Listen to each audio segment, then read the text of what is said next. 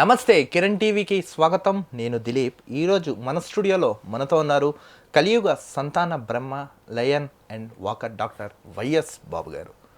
Doctor గారు నమస్తే అండి. నమస్తే అండి. చాలామంది ఇంకోటి చూడండి, ఫోనోగ్రఫీ చిన్నప్పటి నుంచి చూస్తుంటారు, ఆడవాళ్ళైనా మగవాళ్ళైనా. సో దానివల్ల కూడా వాళ్ళు ఎక్కువసేపు సాటిస్ఫై చేయలేరు. పిల్లలు పుట్టకపోవడంలో కూడా ఇది ఒక ఛాన్స్ ఉందని అంటుంటారు, ఫోనోగ్రఫీ అడిక్షన్. అవును, అది కూడా నిజమే అంటారు. ఫోనోగ్రఫీ అది అంటే ప్రభావం చూపిస్తుంది. అవును, మీరు అన్నది కరెక్టే. ఏమవుతుందంటే ఇప్పుడు లేడీస్ కానీ జెంట్స్ కానీ, ఒకప్పుడు లేడీస్కి యాక్సెస్ లేదు, ఇప్పుడు లేడీస్ కూడా ఈజీ యాక్సెస్ అరచేతిలో వచ్చేసింది మొత్తం అందరికీ. జంటు లేదు, లేడీ లేదు. అందుకే కోరికలు అనేవి ఇదివరకు జంటుకి యాక్సెస్లో ఉండటం వల్ల స్నేహితుల దగ్గర కానీ ఫ్రెండ్స్ దగ్గర కానీ ఏదన్నా సీడీలు వేసుకున్నో మరి టీవీల్లో పెట్టుకున్నో ఏదో ఒకటి చూసేవాళ్ళు జెంట్స్ ఫ్రెండ్స్ సర్కిల్గా ఏర్పడి. లేడీస్కి ఆ ప్రాబ్లం ఉండేది కాదు, వాళ్ళకి తక్కువ ఉండేది. ఇప్పుడు ఫోన్ వచ్చేసిన తర్వాత జంటుకి ఎంత అవైలబుల్గా ఉందో లేడీస్కి అంత అవైలబుల్గా ఉంది. దానివల్ల కోరికలు అనేవి పెరిగిపోయినాయి. అదే కోరికలు పెరిగిపోయినాయి, అందరూ ఏదో చేసేస్తున్నారు, నేను చేయట్లేదు. అది ఉండడం మంచిదా చెడు అంటారా? అంటే ఈ కోరిక అనేది సహజ లక్షణం.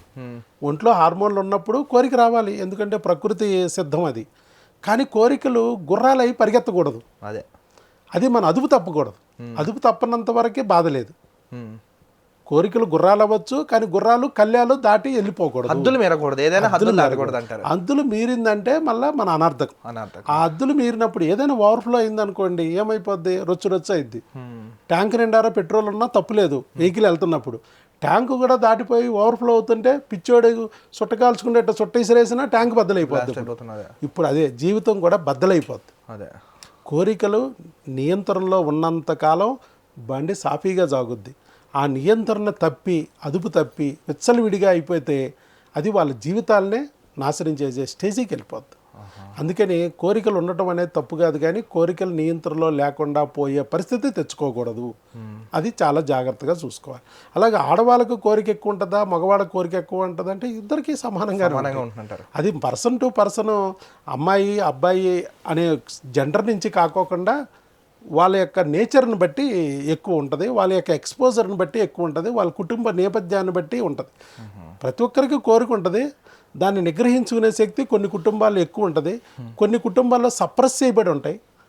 అంటే వాళ్ళు సప్రెస్ అవుతారు, ఒక్కసారిగా కోరికలు మరి ఒక్కసారి ఆ సప్రెషన్ నుంచి బయటికి రాగానే ఫుల్ అగ్రెషన్లు అయిపోతారు. అది కూడా ప్రమాదకరం అవుద్ది.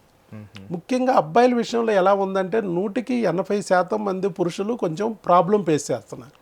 అమ్మాయిలకి ఈ ప్రాబ్లం లేదు. కోరిక ఉన్నా అది తీర్చుకోవడానికి అంగస్తంభన అనేది అబ్బాయిల్లో జరగాలి. అవును, స్విచ్ చేయగానే పని అవ్వదు ఈయనకి.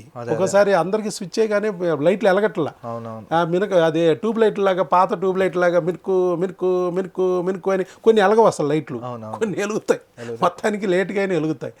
అట్లా అవుతుంది మగవాళ్ళకి. కారణం ఏంటంటే వాళ్ళ యొక్క డైటు, ఆహారము, అలాగే నిద్ర, అలాగే శారీరక శ్రమ, వ్యాయామము, అలాగే సరైన ఫుడ్లో కూడా మార్పులు చేసుకోవడం వల్ల బాగుంటుంది. కోరికలు ఈ ఫుడ్డుని బట్టి వీటిని బట్టి కూడా కొంత ఆధారపడుతుంది. ఫుడ్ కూడా మంచి ఫుడ్డు, మంచి నిద్ర ఉంటే కోరిక కూడా బాగుంటుంది, దాన్ని ఫుల్ఫిల్ చేసే స్టామినా కూడా ఉంటుంది. అవి లేకపోయిందనుకో కోరిక ఉంటుంది కానీ స్టామినా ఉండదు, అంటే ఫుల్ఫిల్ చేయలేరు. అమ్మాయిలకి ఆ బాధ ఉంటుంది కానీ అబ్బాయిలకి ఈ బాధ ఉంటుంది. అందుకే అబ్బాయిల అనేది కోరిక సమానంగానే ఉంటాయి, వాళ్ళ పర్సన్ టు పర్సన్ బట్టి వేరియేషన్ ఉంటుంది. కానీ అబ్బాయిల్లోకి వచ్చేటప్పటికి ఆ కోరికని తను తీర్చుకోవాలనుకున్నప్పుడు శరీరం సహకరించాలంటే వాళ్ళకి రోజుకి 8 గంటల నిద్రను చూసుకోవాలి, సరైన ఆహారం, పోషక విలువలున్న ఆహారం తీసుకోవాలి, సరైన వ్యాయామం ఉండాలి. వ్యాయామం ఉంటే ఆ తిన్న ఆహారం అంతా ఒంటికి బట్టి శక్తి ఉంటుంది. అది మగవాడికి ఎక్కువ జాగ్రత్త పడాలి, మగవాళ్ళు ఆడవాళ్ళకన్నా. అట్లా